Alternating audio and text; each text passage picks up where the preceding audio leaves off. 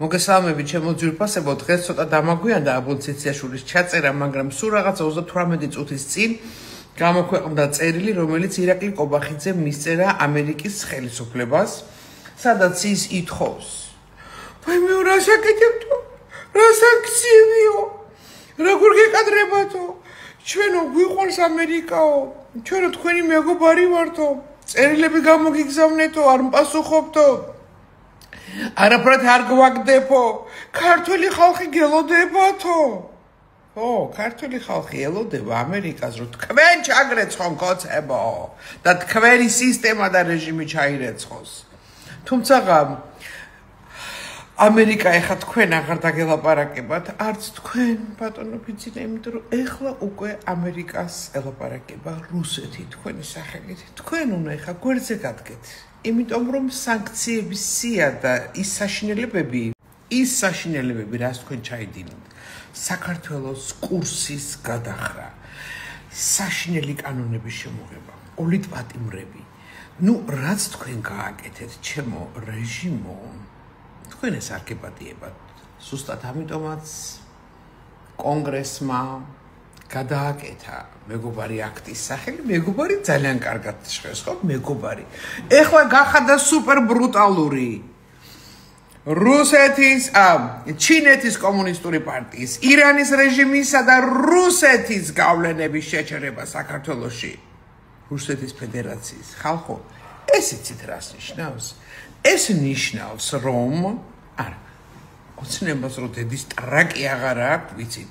ეს უკვე ნიშნავს პირდაპირ დაჯახებას ტრამპსა და რუსეთს შორის საქართველოსთან მიმართებაში და მადლობა ღმერთს, დონალდ ტრამპს, მადლობა, რომ ისე მოუჭირა მსოფლიოში, ისე მოუჭირა. განსაკუთრებით კი ისე მოჭიმა ჩინეთი 155%-იანი ტარიფები, ეხა უთხრა რომ კაი გენაცვალე 80-ზე ჩამოვწევ.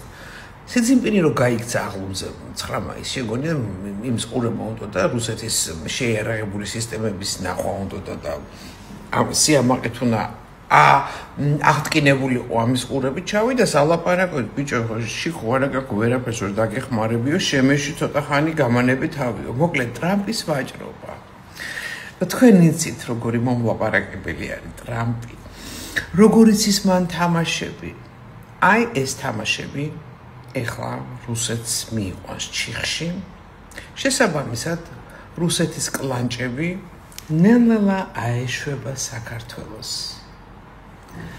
ხო რატო არ არის სიაში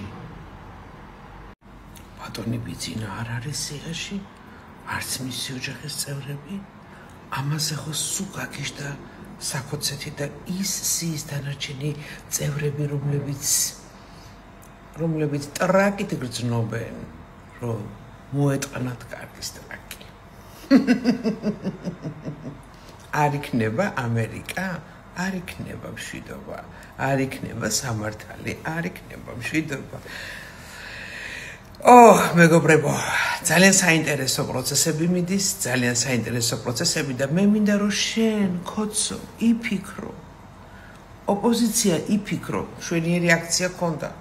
ახმეტელის მეტრო ვენაცვალე რა გადასარევი ადგილი აირჩიეს, კი რაღამ გავიჭედეთ იმ პატარა ჩიხში, მაგრამ არა უშავს, რომ მოვდიოდით ხალხი გვიერთდებოდა, ხალხის ნაკადი და ასე ჩავედით საელჩომდე, მეგობრებო, წინ გამარჯვებისკენ.